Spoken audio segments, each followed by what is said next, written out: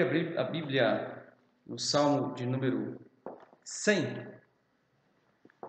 Salmo de número 100. Vamos fazer a leitura deste salmo.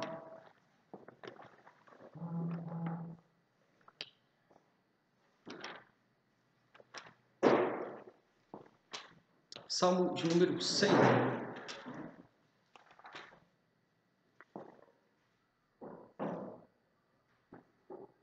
Celebrai com júbilo ao Senhor todas as terras. Servi ao Senhor com alegria, apresentai-vos diante dele com cântico. Sabei que o Senhor é Deus, foi ele quem nos fez, e dele somos o seu povo e rebanho do seu pastoreio.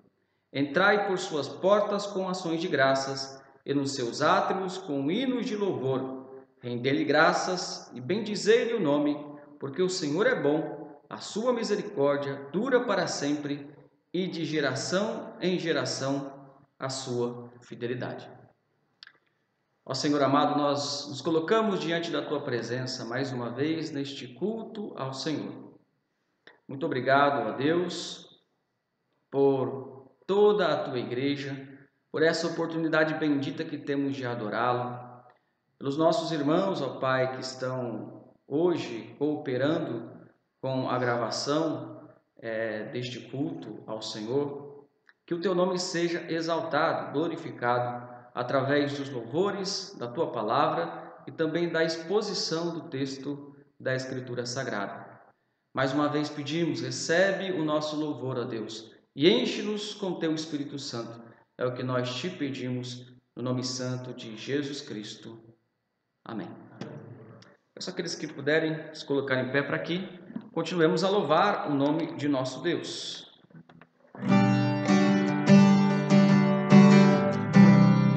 Esse cântico diz: Deus é santo, santo Deus.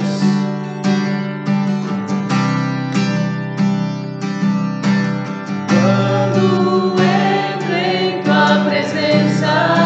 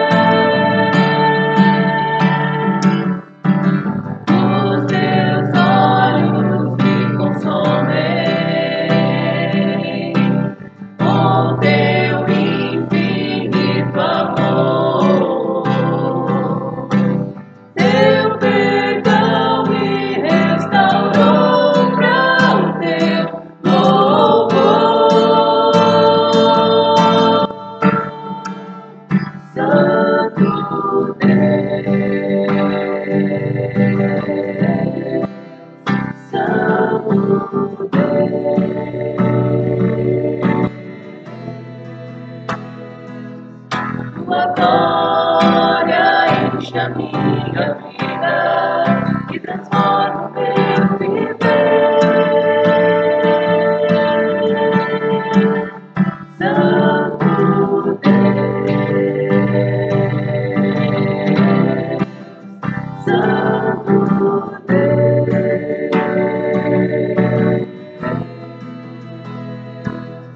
não há outro igual a ti, Senhor.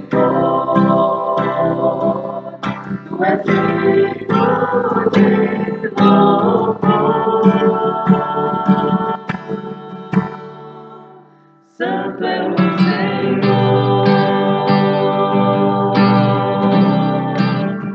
Santo é o Senhor,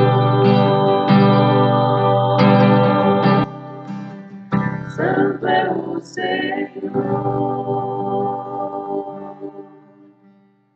Continuar louvando ao Senhor, o hino Teu Santo Nome. Nós mandamos o hino aí no celular os irmãos, para que os irmãos possam acessar a letra, né? Aqueles que tiverem.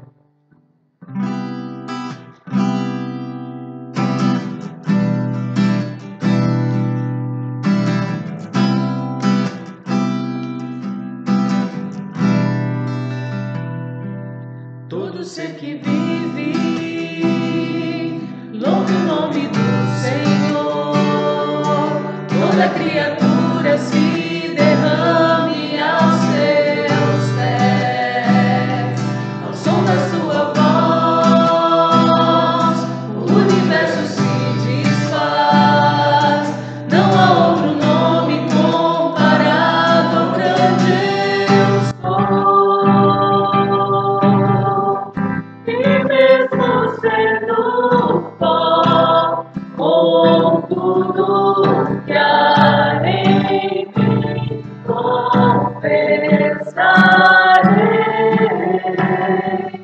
que céus e terra passarão, mas o teu nome é eterno. Todo joelho dobrará ao ouvir teu nome, teu santo nome. Todo que confessará, louvado seja o teu nome, teu santo nome.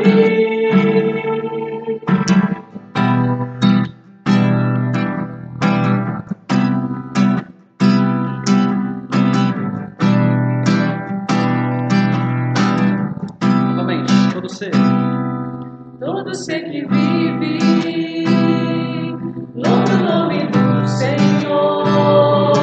Toda criatura se derrame aos seus pés. Ao som da sua voz, o universo se desfaz. Não há outro nome comparado ao grande eu sou. E mesmo sendo pó, com tudo que há em mim,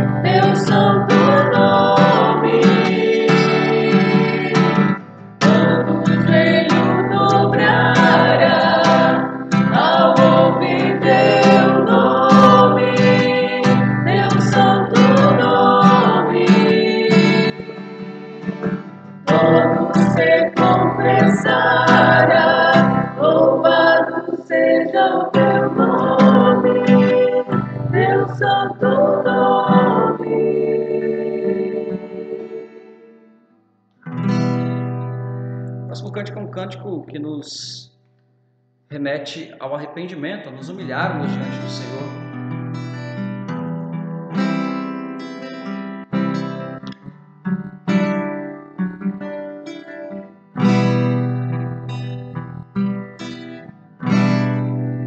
Em tuas mãos eu sou pó, nenhum valor, barro sou.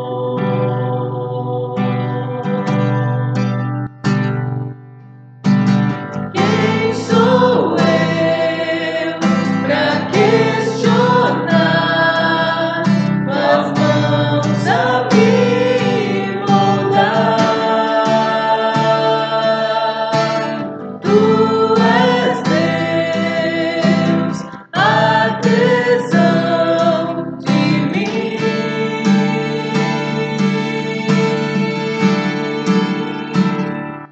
Nas mãos do oleiro me entrego inteiro pra ser quebrado e refeito. Nas mãos do oleiro sou restaurado pra ser um novo vaso.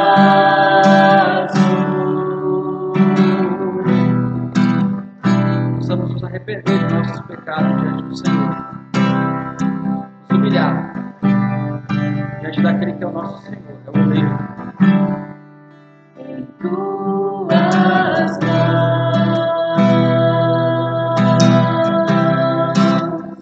eu sou pó, nenhum valor,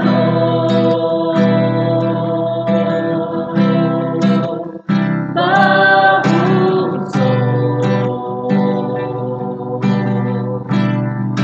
Quem sou eu? Quem sou eu pra questionar? Tuas mãos a me moldar. Tu és Deus, artesão de mim.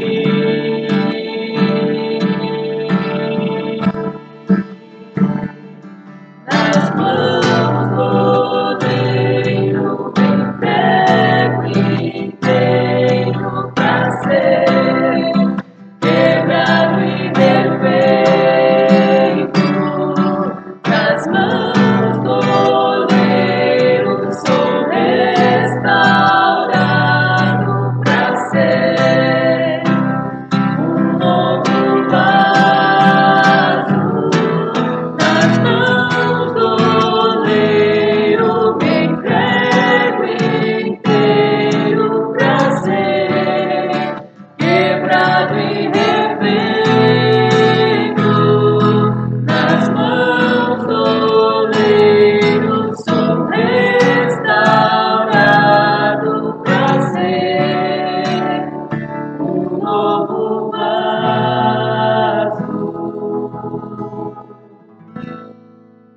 Pode se sentar.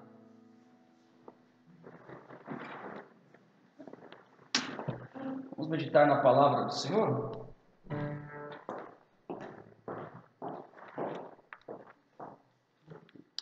Convido você a abrir a sua Bíblia. Livro do profeta Isaías, capítulo 15. Livro do profeta Isaías, capítulo 15.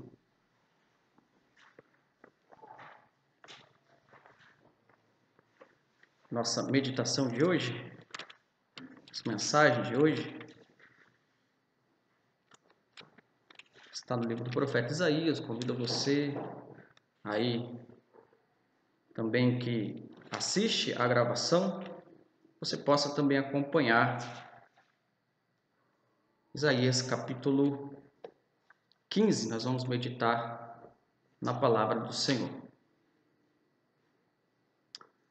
Bom, o nosso trecho de hoje, que nós vamos comentar, é todo o capítulo 15 e o capítulo 16 também, que trata de um mesmo assunto, mas nós vamos destacar somente um texto, um versículo dentro desse contexto todo, tá bom?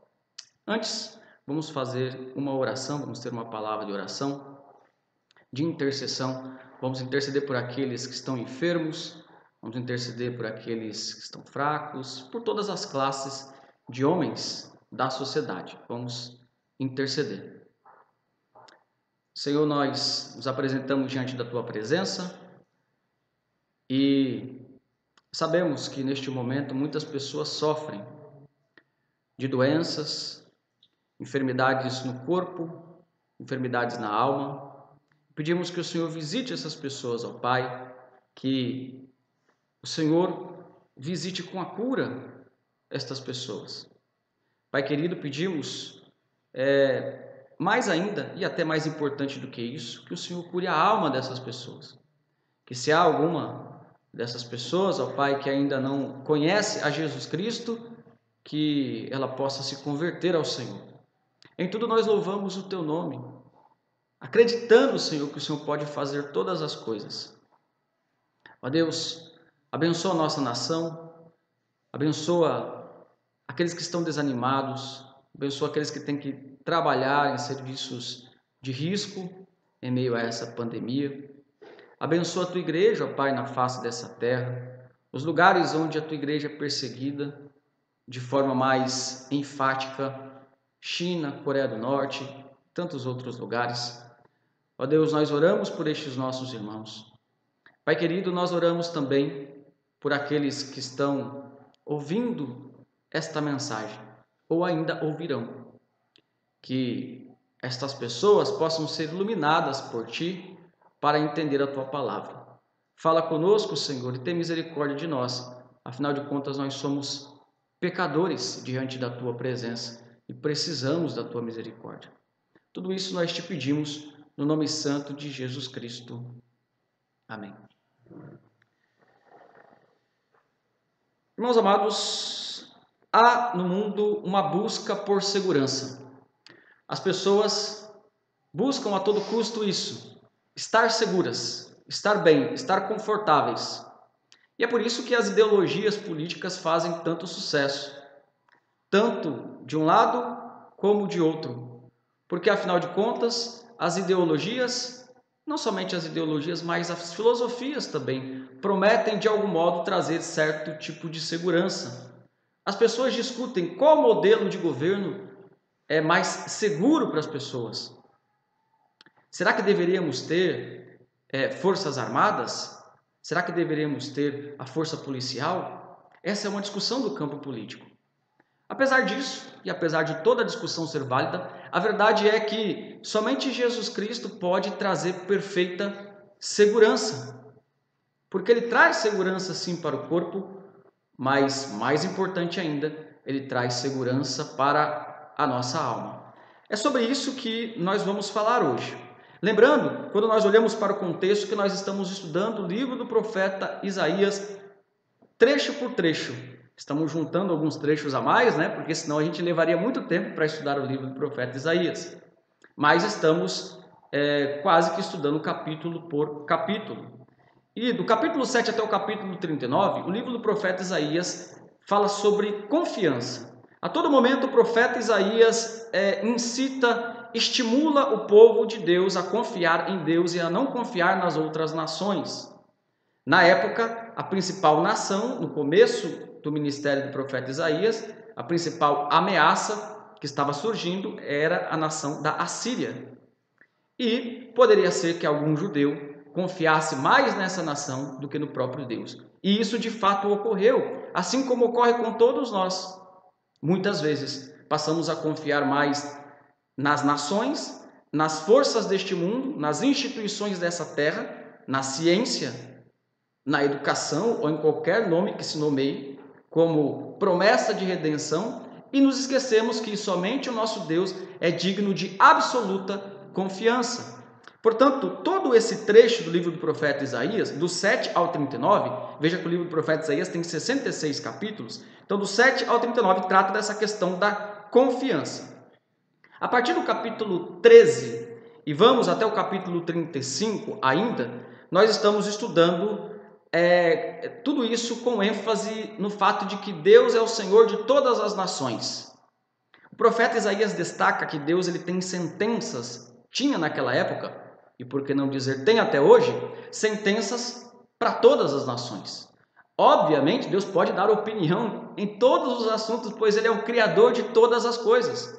Não há nenhum centímetro, já dizia Abraham Kuyper, centímetro dessa terra, que Jesus olhe e Ele não possa dizer, é meu. Portanto, esse trecho todo, do capítulo 13 até o capítulo 35, nos mostra que Deus é Senhor das nações. Veja, Deus não é Senhor só da igreja. Deus não é Senhor só da esfera da igreja. Ele é Senhor da esfera civil também. Já dizia recentemente John MacArthur, Deus está acima de César. Ele é Senhor sobre todas as coisas. E a partir do capítulo 14, nós estamos estudando, e vamos até o capítulo 17 assim, sobre o juízo de Deus sobre os vizinhos de Judá. Então havia algumas nações que eram vizinhas de Judá, e essas nações também seriam julgadas por Deus. Judá teve muito problema com essas nações, especialmente com os filisteus, e também com Moabe, que é a nação que nós vamos destacar hoje. Por isso Deus tem uma palavra para essas nações. Portanto, o nosso trecho hoje, que nós vamos centralizar, como disse, capítulo 15 e capítulo 16. Mas antes, vamos tentar entender um pouco a estrutura de toda essa parte. Toda essa parte é uma sentença sobre Moabe. É uma sentença de castigo de Deus sobre a nação moabita. Apesar de a tonalidade dessa sentença ser um pouco diferente da tonalidade da sentença sobre a Síria, sobre a Babilônia, no contexto anterior, e sobre os filisteus, que era uma tonalidade mais severa. Deus estava julgando com ira intensa mesmo. Aqui parece que Deus está julgando, mas há um tom de lamento, no sentido de que eles poderiam ter escolhido um outro caminho, eles poderiam ter escolhido obedecer a Deus. Então, há um lamento no texto, que não é um lamento dos moabitas em si, há um lamento dos moabitas, mas há um outro tipo de lamento no texto, que nos dá a entender que é o próprio profeta Isaías lamentando pelo fato de que Moabe será destruída. Alguns até entendem, alguns estudiosos entendem que se refere ao próprio Deus, que o próprio Deus está lamentando ali, mas é mais provável que seja o próprio profeta Isaías. Vamos tentar entender isso? Temos que entender também quem era a nação de Moabe. A nação de Moabe é uma nação bastante antiga que leva o nome do seu principal, do primeiro homem dessa nação, Moabe, que era filho de Ló. Por isso ele tem um parentesco com Abraão. Então, de certa forma, a nação moabita tinha um parentesco ali, eles eram meio que primos dos judeus. Em certo momento da história eles se davam bem, em determinados momentos eles não se davam tão bem, começavam a guerrear uns contra os outros. Fato é que Moabe também deveria pagar pela sua arrogância no tratamento com Judá. Lembra-se, Deus julga Judá, Deus usa outras nações para julgar Judá, e Deus julga essas outras nações também pelo fato de elas terem julgado Judá. Tudo isso nos demonstra que Deus é Senhor sobre todas as coisas. Sobre todas as coisas. Vamos entender um pouco a estrutura? Se você puder manter a sua Bíblia aberta, essa estrutura ela é bastante clara no capítulo 15, no capítulo 16, todo o capítulo. No versículo 1 do capítulo 15, nós vemos a sentença já mostrando que Moabe seria destruído, não restaria mais nada de Moabe. Então, no versículo 1, nós já vemos essa apresentação. Versículo 2 e 4, nós vemos uma lamentação dos moabitas, do exército, das várias classes dos moabitas. Eles lamentariam porque eles veriam a nação em ruínas. Veja que isso não havia acontecido ainda. Isaías está profetizando algo que aconteceria. Mas ele coloca todos os verbos como se todas essas ações já tivessem acontecido. É chamado de perfeito profético, ou seja, ele coloca é tamanha a certeza que isso vai acontecer que ele já coloca no passado. É fato que isso acontecerá. Do versículo 5 até o versículo 9, nós vemos o lamento do próprio profeta sobre Moabe. Ele lamentando, olha, que triste, né? Que vai acontecer isso com Moabe, só que o negócio vai até piorar. Em determinado momento ele diz isso. Aí chega no trecho central, dentro de toda essa narrativa, que é o capítulo 16, versículo 4, a parte B e versículo 5. Esse é o texto que nós vamos meditar. Depois nós temos o versículo 6, que mostra o orgulho de Moabe. Apesar de Moabe pedir ajuda a Sião, nós vemos essa ajuda no capítulo 16, versículo 1 ao 4, na parte A, eles pedem ajuda para Sião, eles pedem ajuda para Judá. Isso aconteceria ainda, né? Mas fato é que eles pediriam ajuda e eles não encontrariam ajuda. Veja que naquele momento, na destruição de Moabe, Deus não daria mais oportunidades para que aquela geração pudesse se converter a Deus. Eles seriam destruídos. Isso não quer dizer que não há um fio de esperança nessa passagem. E é o fio de esperança que a gente vai meditar. Bom? Versículo 7, versículo 8 do capítulo 16, nós vemos o pesar de Moabe. Eles lamentando novamente. Depois nós vemos outro lamento do profeta, que alguns dizem ser até o próprio lamento de Deus, no versículo 9 até o versículo 12 do capítulo 16. E por fim, nós temos uma repetição da ruína de Moabe, no versículo 13 e 14, dizendo que tudo isso aconteceria em 3 anos. Então veja que o profeta já anunciou, já deu a data de que tudo iria acontecer em 3 anos. Diante disso, irmãos amados, a mensagem que eu quero trazer, a temática que eu quero trazer hoje para todos nós, é que Cristo é nossa verdadeira esperança. Cristo é nossa verdadeira esperança. Cristo é nossa verdadeira esperança e segurança, por que não dizer também? Cristo é nossa verdadeira segurança. Vamos ler então o texto alvo da nossa meditação. Capítulo 16, versículo 4, a parte B e o versículo 5, que é o que eu disse que é o fio de esperança dentro dessa passagem. Depois da tentativa de Moabe de conseguir a ajuda de Sião, acontece essa citação aqui. Quando o homem violento tiver fim, a destruição for desfeita e o opressor deixar a terra, então um trono se firmará em benignidade, e sobre ele, no tabernáculo de Davi, se assentará com fidelidade um que julgue, busque o juízo e não tarde em fazer justiça. Então, quando tudo isso findar, vai acontecer de se levantar alguém que vocês já devem estar imaginando, né? Lembrando dos outros textos, que é o renovo, isso aqui é um texto messiânico que está se referindo a Jesus Cristo, nós já podemos adiantar isso. Se levantar alguém que vai trazer, vai corresponder a essa esperança de Moabe. Lembre-se que Moabe, uma nação gentia, eles não eram judeus. Tinham parentesco, mas não eram judeus. Em outras palavras, esse texto está dizendo que a esperança de uma nação gentia seria suprida através de Cristo. Mas Cristo não viria para os judeus? Por isso esse texto é tão maravilhoso, porque está nos mostrando uma realidade que seria melhor desenvolvida somente no Novo Testamento, né? Através de vários textos, de vários ensinamentos dos apóstolos, especialmente do apóstolo Paulo. Então, nestes versos que nós lemos, uma parte do verso 4 e o verso 5, o profeta ele meio que põe palavras na boca dos próprios moabitas, como que antevendo essa esperança que eles iriam ter naquele que viria da descendência de Davi. O profeta visualiza quando a opressão que levou os moabitas a buscar Judá, quando tudo isso se findar, ele visualiza uma intervenção de um governante ideal da casa de Davi.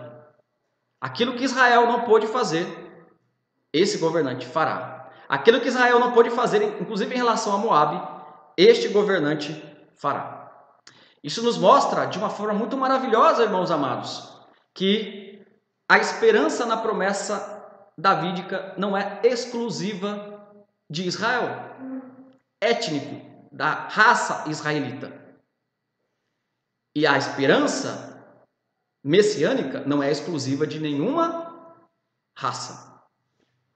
Porque, como vários textos das Escrituras atestam, Deus tem os seus filhos em todas as tribos, nações, de todas as idades, todos os sexos e assim por diante. Deus é o Senhor de toda a terra. Mas o que esse texto nos apresenta dentro do próprio contexto dele? Ele está apresentando aí um trono que se firmará, simbolizando aí, de certa forma, a firmeza deste homem que seria esse grande monarca. Nós sabemos que é Jesus, né? A firmeza. Veja que isso contrasta com o medo de Moabe. Eles estavam num contexto de fuga aqui, de estrangeiros que estavam sendo destruídos e pedindo ajuda para o seu vizinho. Esse trono se firmaria, e isso contrasta com a fuga e com o medo. Esse trono se firmaria, como o texto diz, em benignidade. Mas essa palavra, benignidade, é uma palavra especial na Escritura. É o famoso amor pactual de Deus. É uma palavra que sempre está dentro do contexto pactual. Essa palavra ela é sempre usada no contexto da aliança. Ela é usada diversas vezes se referindo ao amor pactual que Deus tinha por Davi e ao pacto que Deus fez com Davi que se cumpre em Cristo. Então essa palavra podemos dizer que é uma palavra especial. Ela é traduzida de diversas formas também. Aqui ela é traduzida como benignidade, em outros lugares ela é traduzida como misericórdia, em outros como amor. Mas tudo isso aponta então para o amor, a misericórdia, a benignidade de Deus. Dentro do pacto, dentro da aliança que Deus fez. Isso é maravilhoso, irmãos, porque estamos falando aqui, afinal de contas, de uma nação gentia, que está com uma esperança messiânica e uma esperança pactual. Eles fariam parte do mesmo pacto. Será que isso se cumpriu? A gente aqui, né? A gente faz parte desse pacto maravilhoso que Deus começou no passado. Uma outra palavra interessante deste mesmo trecho que nós lemos é a citação do tabernáculo de Davi. Entre outras coisas, isso demonstra que essa pessoa, esse monarca, viria, e ele não viria de uma forma ilegítima. Ele não seria um bastardo, vamos dizer assim. Ele seria um rei legítimo. Ele seria da descendência de Davi. Ele seria o próprio Messias. O texto também nos diz que tudo isso seria em fidelidade. A palavra fidelidade, no texto do Antigo Testamento, geralmente quer dizer confiabilidade. Aponta para confiança.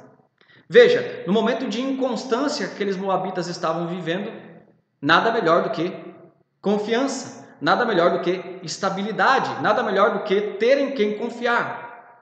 Por isso, esta promessa é uma promessa maravilhosa. E o último destaque deste mesmo versículo a respeito dessa pessoa messiânica é a sua capacidade de fazer justiça. Veja a expressão, alguém que julgue, busque o juízo e não tarde em fazer justiça. Nós temos a palavra julgar, o verbo aí, juízo também e também justiça. Tudo isso aponta para a realidade de que o reinado deste rei seria o contrário da injustiça, o contrário da corrupção, o contrário de todas as coisas que estavam acontecendo naquele contexto. Por isso aquelas nações estavam sendo castigadas por Deus. Porque os próprios reis eram reis corruptos, injustos, e estavam sofrendo as consequências por conta disso. Veja, não é novidade para ninguém que todas estas coisas aqui que estão ditas no versículo 4, parte B, e versículo 5, se cumprem em Jesus Cristo. Claro que nós sabemos disso, né? Mas para que a gente tenha isso mais vivo em nossa memória agora, vamos ler um texto que nos mostra isso de uma forma bem clara, que é Lucas, capítulo 1, versículo 69. Você pode abrir a sua Bíblia em Lucas, capítulo 1, versículo 69.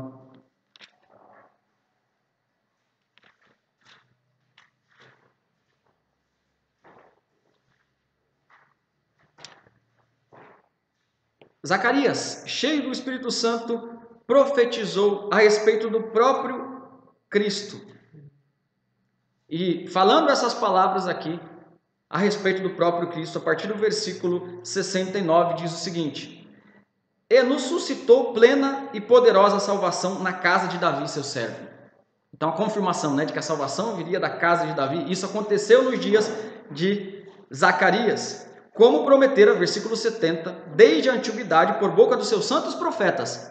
Veja, uma dessas promessas é que a gente está estudando, para nos libertar dos nossos inimigos e das mãos de todos os que nos odeiam, para usar de misericórdia com os nossos pais, lembrar-se da sua santa aliança e do juramento que fez a Abraão, o nosso pai, de conceder-nos que, livres das mãos de inimigos, o adorássemos sem temor. Versículo 75. Em santidade e justiça perante ele todos os nossos dias. Nós vemos o cumprimento cabal, somente para citar um exemplo aqui, deste texto que nós estamos estudando, de todo o contexto messiânico do Antigo Testamento, neste texto do Novo Testamento, na vida de Zacarias, ele vendo ali a realidade se cumprir em seus dias. Bom, este é o texto que nós temos hoje, esse é o trecho da Escritura que Deus deu para a gente hoje. E o que a gente pode aprender, além das coisas que nós estamos estudando já? O que a gente pode aprender para a nossa vida? Eu quero destacar uma lição principal deste texto. A lição de que só há verdadeira segurança em Cristo.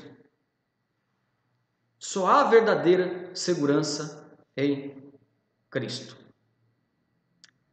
Veja que essa era uma promessa para os gentios, para Moabe e também para Israel étnico, em certo sentido,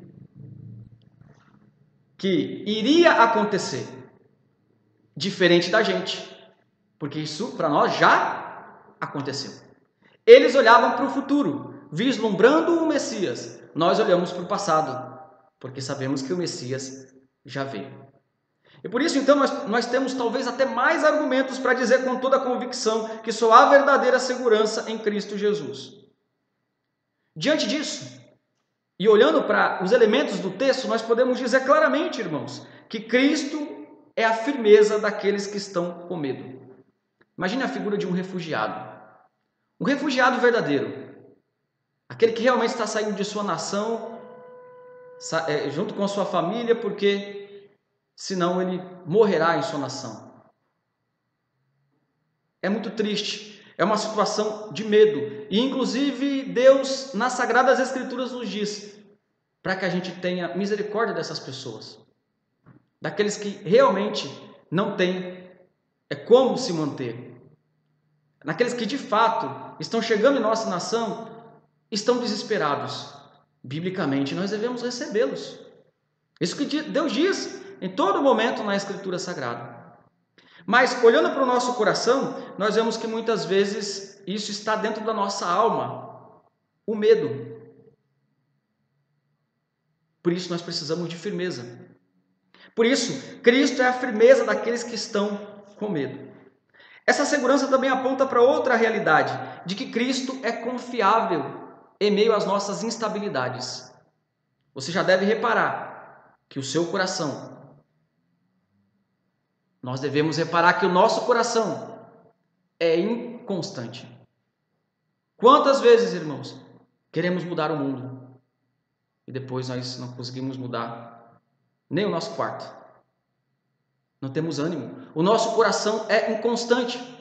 Por isso esse texto está nos mostrando que o fato de Cristo ser a verdadeira segurança, dentro do elemento do texto, aponta para a sua confiabilidade. E eu diria de forma absoluta que somente Cristo é confiável. Absolutamente. Podemos ter amigos, podemos confiar em pessoas, uma confiança relativa. Isso é agradável. E é agradável que tenha confiança entre irmãos, entre amigos, entre familiares, uma certa medida de confiança, porque relacionamento só com desconfiança também não dá certo, não é verdade? Mas confiança absoluta somente em Cristo. Talvez você tenha se decepcionado com os seres humanos, com pessoas, com amigos, com parentes. Você esteja instável por conta disso. O que o texto está dizendo para você é que Cristo é confiável para aqueles que vivem na inconstância. O outro elemento do texto nos ajuda a entender aqui que Cristo é a justiça para aqueles que são injustiçados. É por isso, irmãos, que modelo político perfeito somente será aquele quando Jesus voltar. Ele é a justiça verdadeira para aqueles que são injustiçados. Claro, não é errado a gente buscar justiça, buscar que as coisas sejam feitas de modo correto, mas não devemos nos iludir pensando que um dia aqui nessa terra teremos uma justiça perfeita. Somente em Cristo nós alcançamos isso. Cristo é o ideal e isso começa aqui e é consumado na eternidade. Cristo é capaz de nos tratar de uma maneira justa. Será que você foi tratado de uma maneira injusta? Em muitos contextos de sua vida? Veja, o fato de que Moabe poderia olhar para Cristo dessa maneira aponta para o fato de que nós também podemos olhar para Cristo dessa maneira, como Ele sendo a nossa justiça, aquele que nos trata de uma maneira justa. Justa no sentido aqui de apontando para a sua misericórdia, né? Porque se fosse a justiça de Deus em relação à sua ira, a gente estaria perdido. Mas é no sentido de que Deus, ele olhando para os relacionamentos humanos, ele consegue entender quando uma pessoa é injustiçada. E ele consegue entender que essa pessoa foi culpada ou não. Então ele tem o total discernimento daquilo que é justiça em termos de relacionamentos humanos. Então é nesse sentido. E por fim, Cristo, ele é o ápice do que significa essa palavra benignidade aqui, que é o amor pactual. O amor pactual é algo maravilhoso. Essa palavra, irmão, só nos Salmos, é apresentada centenas de vezes. Muitas vezes se referindo ao pacto com Davi. Só que o pacto que Deus fez com Davi, com Abraão anteriormente, com Moisés e com tantos outros, aponta para Jesus Cristo. E em Jesus Cristo que nós temos então o ápice, o apogeu, o ponto máximo do amor de Deus manifestado. É quando Jesus está na cruz do Calvário, sem merecer, homem perfeito, Deus perfeito, levando os nossos pecados, sendo maldição em nosso lugar. É neste momento que nós vemos o apogeu daquilo que é o amor pactual, ao ponto de Jesus dizer a respeito disso que aquele sangue derramado é o sangue da nova aliança, é o sangue do novo pacto. Não que os outros pactos foram rejeitados, mas que há, na verdade, uma progressão de revelação, um complemento. Tudo isso se completa com o pacto de Jesus Cristo através do seu sangue. Por isso, você pode então achar segurança em Cristo Jesus. Cristo é a nossa verdadeira segurança. Cristo é a nossa verdadeira segurança. Eu diria que você pode refugiar todas as áreas da sua vida em Cristo Jesus. Talvez você esteja com problemas familiares, no casamento, na amizade, no trabalho ou qualquer outro tipo de problema, você pode levar isso para o refúgio que é Cristo. Sabe aquele salmo mais conhecido lá, talvez um dos mais conhecidos? Aquele que habita no esconderijo do Altíssimo. Sim, o esconderijo do Altíssimo está falando do próprio Jesus Cristo. Ele é o refúgio. Ele é aquele que nos dá verdadeira segurança. Como disse no início, não só para o nosso corpo, mas especialmente para a nossa alma, fazendo com que aqueles que foram dados a Ele pelo Pai jamais se percam. Ele mesmo disse, ninguém pode arrebatá-los da minha mão. Mas fato é que muitas pessoas querem colocar esferas de sua vida nesse refúgio. E elas dizem o seguinte, eu quero ter um casamento abençoado, olha aqui, Senhor, o meu casamento. Olha, eu quero ter um emprego abençoado, olha aqui, Senhor, o meu emprego. Mas muitas destas não fazem o principal, porque o que Deus quer principalmente é o teu coração. Não podemos fazer um relacionamento de troca com Deus. Senhor, abençoa a minha família. Eu quero a tua bênção, mas não quero compromisso contigo. Senhor, abençoa o meu trabalho. Eu quero um trabalho abençoado, quero ser abençoado, ter sucesso, mas não quero compromisso contigo. Isso é um jogo de troca perigoso. O que Deus mais quer, em primeiro lugar, é o nosso coração, que significa que é tudo o que nós somos. Por isso, deixe diante de Deus tudo o que você é, centralize Deus no seu coração. Daí ele vai ser o centro da sua família, vai ser o centro no seu trabalho e nas outras áreas da sua vida. Cristo é a nossa verdadeira segurança. Que Cristo seja, então, a sua verdadeira segurança. Vamos louvar ao Senhor? Convido aqueles que puderem se colocar em pé. Este cântico aponta para essa realidade.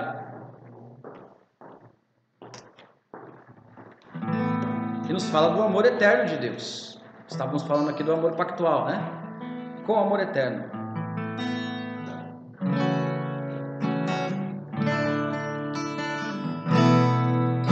Mesmo que às vezes tenha que passar por aflições, saibas que eu venci o mundo, e assim como eu te fiz vencedor. Se no vale tu passares, junto a ti eu estarei, e se no deserto andares, na sombra eu serei.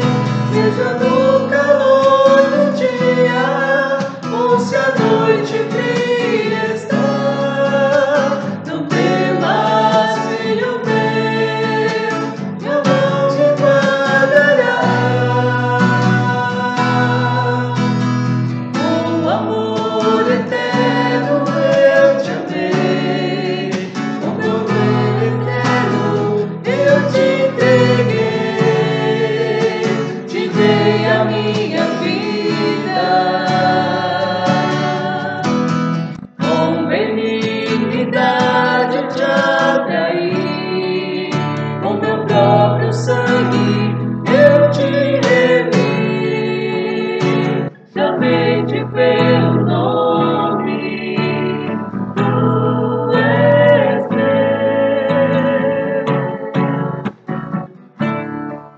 Novamente. Mesmo que às vezes tenha que passar por aflições, saiba que eu venci o mundo, e assim como eu te fiz vencedor. Se no vale tu passares, junto a ti eu estarei, e se no deserto andares, na sombra eu serei.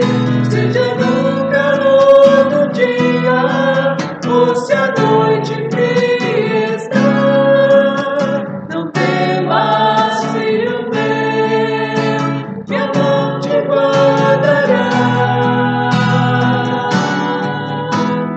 Com amor eterno eu te amei, com poder eterno eu te entreguei, te dei a minha vida. Com benignidade eu te atraí, com meu próprio sangue eu te remi, chamei-te pelo nome, tu és meu,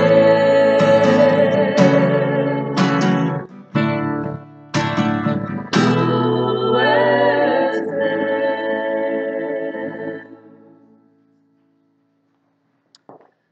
Vamos orar. Vamos colocar diante de Deus o nosso coração e orar para que Deus de fato seja a nossa verdadeira segurança. Uns confiam em carros, outros em cavalos, mas nós fazemos menção do Senhor dos Exércitos.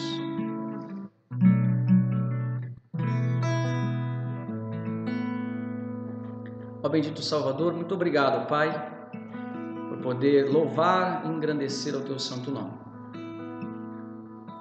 Obrigado, Senhor, todos os Teus filhos reunidos, ó Pai, no mundo todo. Obrigado por esta congregação, pela denominação a qual fazemos parte, Senhor. Muito obrigado. Nós Te glorificamos por tudo isso. Agora Te pedimos que o Senhor nos ajude a responder a este texto, realmente acreditando com todo o nosso coração que Jesus é a nossa verdadeira segurança. E deixando de confiar de forma absoluta em coisas deste mundo. Ó Deus, colocamos o nosso coração diante do Senhor. Nos ajuda, nos perdoa quando nos esquecemos de que o Senhor é o único verdadeiramente confiável. É o único trono que está firme, que nunca pode ser derrubado. Ó Deus, nós te glorificamos. Nós te exaltamos, Senhor. Bendito seja o teu santo nome, ó Deus. Bendito seja o teu santo nome. Por todas essas verdades maravilhosas. Perdoa os nossos pecados, ó Deus, em Cristo Jesus. E nos ajuda a ser melhores sempre, para a glória de Ti. É o que nós te pedimos. E encerramos essa reunião com a oração que Jesus Cristo nos ensinou, dizendo: Pai nosso que estais nos céus, santificado seja o teu nome. Venha o teu reino, seja feita a tua vontade, assim na terra como nos céus. O pão nosso de cada dia nos dá hoje. Perdoa as nossas dívidas, assim como nós perdoamos os nossos devedores. Não nos deixes cair em tentação, mas livra-nos do mal, pois teu é o reino, o poder e a glória para sempre. Amém.